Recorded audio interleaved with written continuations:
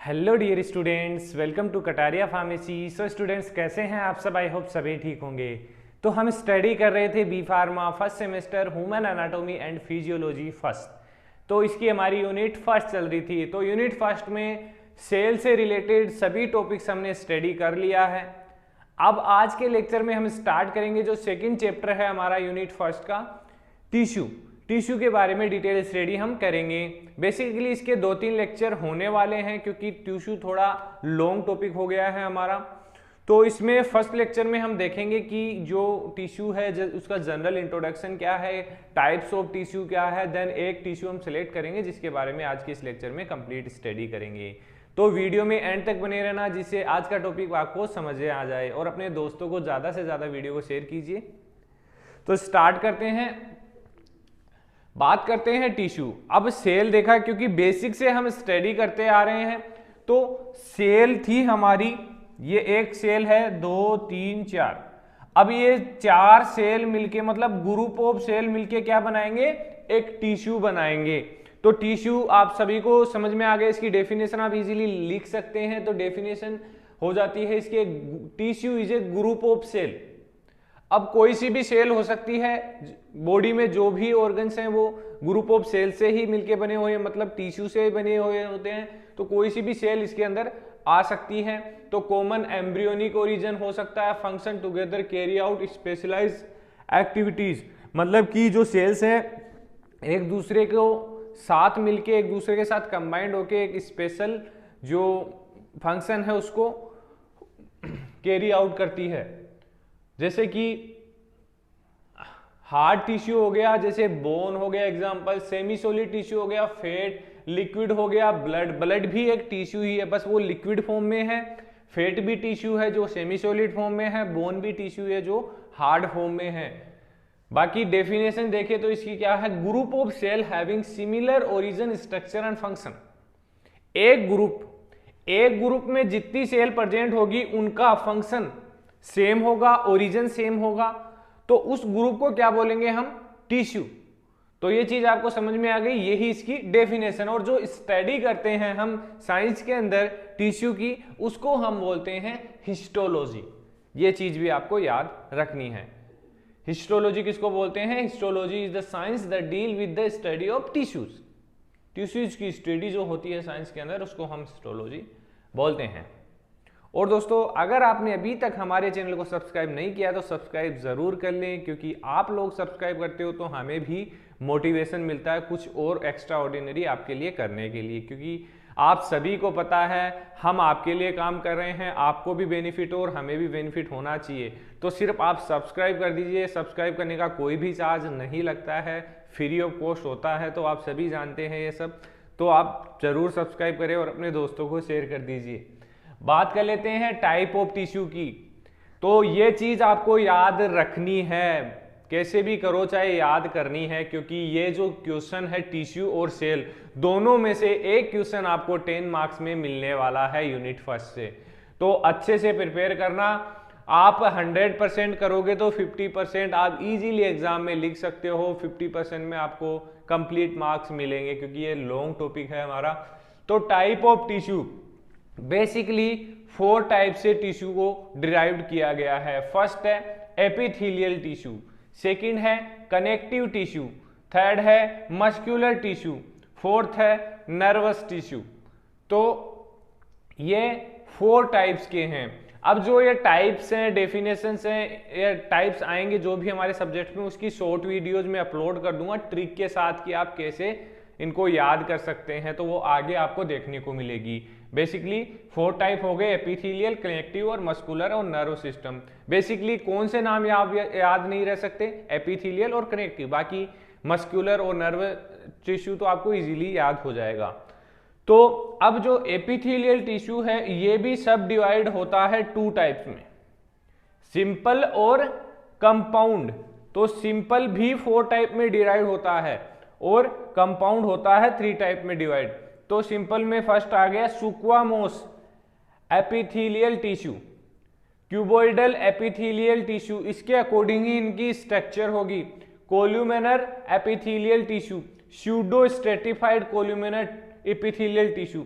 अब pseudo word मैंने terminologies में आपको बताया था, इसका मतलब क्या होता है, तो आप लोग कमेंट करके बताएंगे इसका मतलब क्या है स्यूडो का। मैं नहीं बताऊंगा, क्योंकि अगर आपने पहले वो लेक्चर अटेंड किया है बेसिक टर्मिनोलॉजी का, तो आपको ये पता होगा कि स्यूडो का मतलब क्या होता है। तो ये चीज आप देखना आपके लिए है।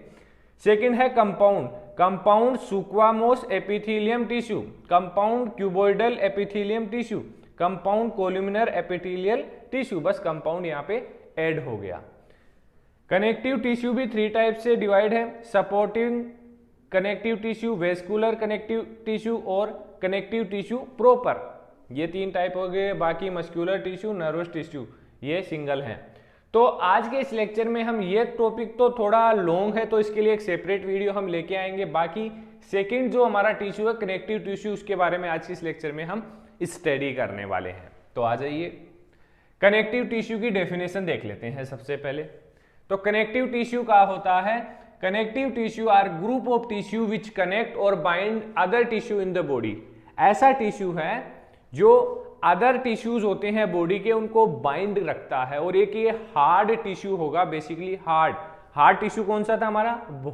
बोन और स्केलेटल सिस्टम से रिलेटेड होगा इन the body. On the basis of matrix in nature tissue divided in the 3 part. जो कनेक्टिव टिश्यू है 3 पार्ट्स में डिवाइड किया गया है बेसिकली।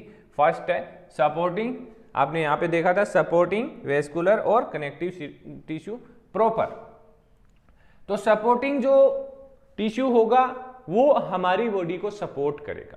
अब आप सभी को पता होगा कि हमारी बॉडी को क्या सपोर्ट करा, हम खड़े कैसे हो पा रहे हैं, अपन एक जगह कैसे खड़े, हम ऐसे गिर क्यों नहीं रहे हैं। तो ये सपोर्ट कौन प्रोवाइड कर रहा है? हमारे सपोर्टिंग कनेक्टिव टिश्यू। ये क्या है? The tissue that support and make the framework of body. Framework, कोई भी चीज बनाते हैं, गाड़ी देख लीजिए, कोई भी उसकी एक फ्रेम बनती है जिसके ऊपर वो टिका हुआ होता है। गाड़ी की भी फ्रेम बनती है, अपनी बॉडी की भी एक फ्रेम होती है, एक ढांचा होता है जिसके थ्रू उसको सपोर्ट मिलता है और वो खड़ा रहता है। The body is called supportive connective tissue. जैसे एग्जांपल है इसके, मतलब टाइप है कार्टिलेज और बोन। कार्टिलेज और बोन हमें हेल्प करते हैं खड़ा रहने में, अपने फ्रेमवर्क का एक काम करते हैं, सपोर्ट करते हैं। Together bone and cartilage make up skeletal.